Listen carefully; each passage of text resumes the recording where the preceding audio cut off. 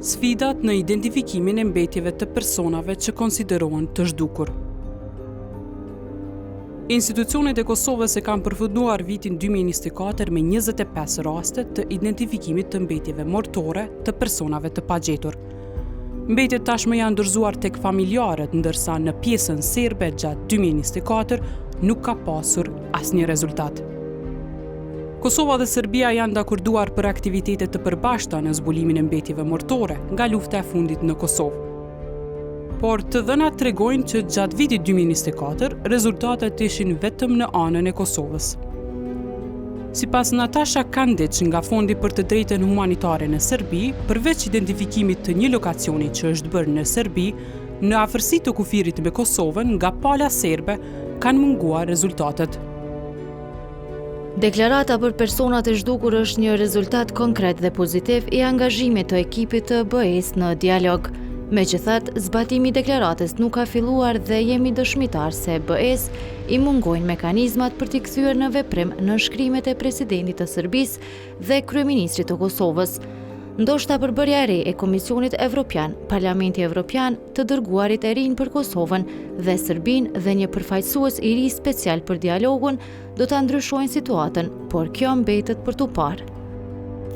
Pritej që në shkrimin e deklaratës për personat e zhdukur në maj të vitit 2023 si pjesë e marrëveshjes së normalizimit, do të nxeste bashkëpunimin ndërmjet komisioneve për personat e zhdukur dhe se institucionet serbe dhe ato të Kosovës do të trajtonin me përgjegjësi detyrimet që dalin nga deklarata. Kjo nuk ka ndodhur. Kandić mungesën e rezultateve e lidh me udhëheqësin e komisionit për të pagjeturit nga pala serbe. Udhëheqja e vazhdueshme e Veliko Odalović në Komisionin Serb do të vazhdojë të bllokojë bashkëpunimin. Serbia duhet të ristrukturojë komisionin dhe të emërojë dikë me të kaluar të pastër.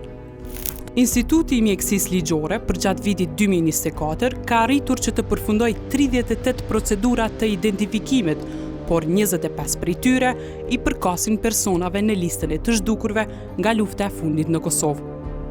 Sipas Komisionit Qeveritar për Personat e Pagjetur, një proces i identifikimit konsiderohet i përfunduar në momentin kur mbetjet mortore të personit të identifikuar i dorëzohen familjes për ceremoninë mortore.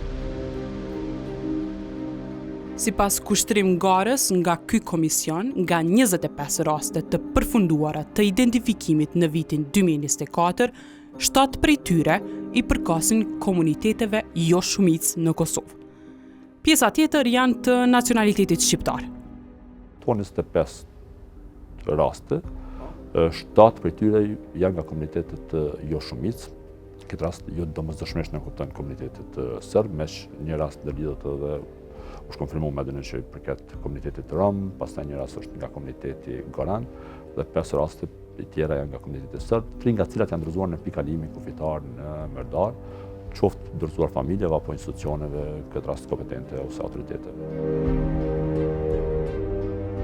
Një nga prioritetet gjatë këtyre viteve është edhe adresimi ose trajtimi i çështjes së mbetjeve mortore të paidentifikuara. Në shumicën e rasteve ne pranojmë edhe këtë raportin, në cilin pastaj klasifikojmë si konfirmim identiteti, pra jo identifikim që ndërlidhet drejt për drejt me rastet që janë në listën e personave të zhdukur.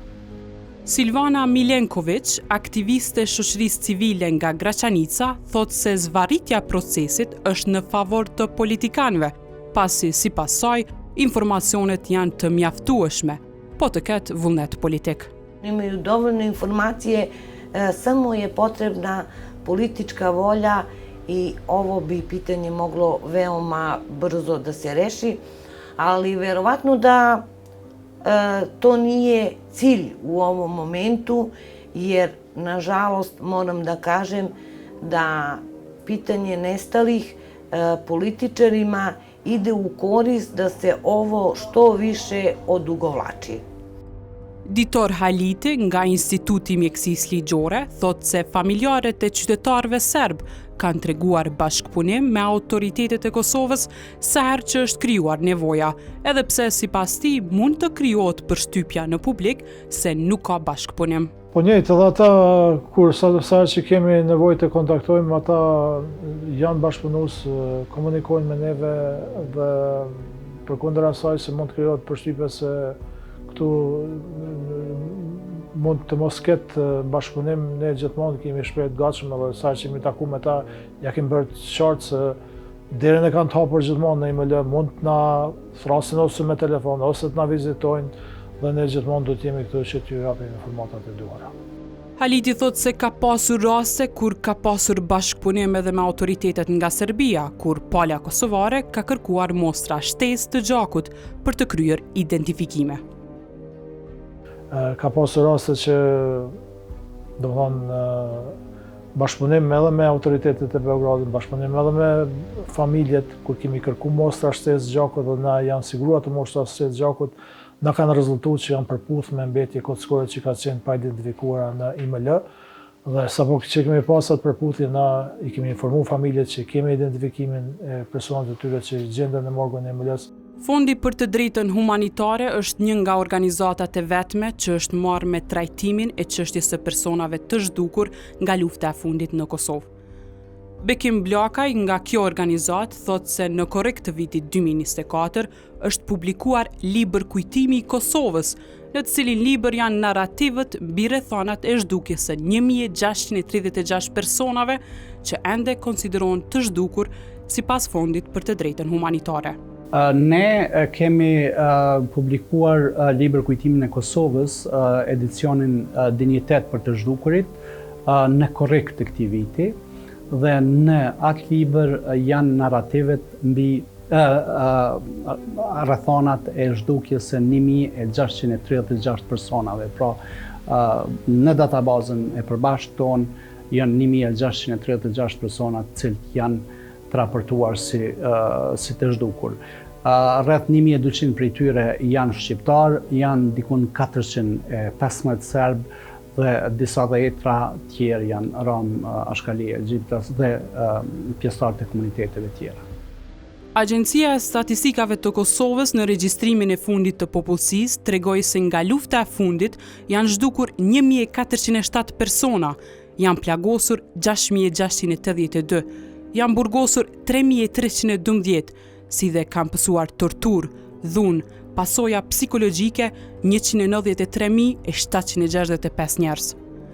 Sipas të dhënave të Fondit për të drejtën humanitare në Kosovë, konsiderohen të zhdukur ende edhe 1636 persona, kurse Komisioni Qeveritar për Personat e Pagjetur thot se janë të pagjetur edhe 1595 persona. Së fundmi, në dhjetor të vitit 2024, Kosova dhe Serbia, përmes përfaqësuesve të tyre në dialog, janë pajtuar për zbatim të plotë për deklaratën për personat e zhdukur.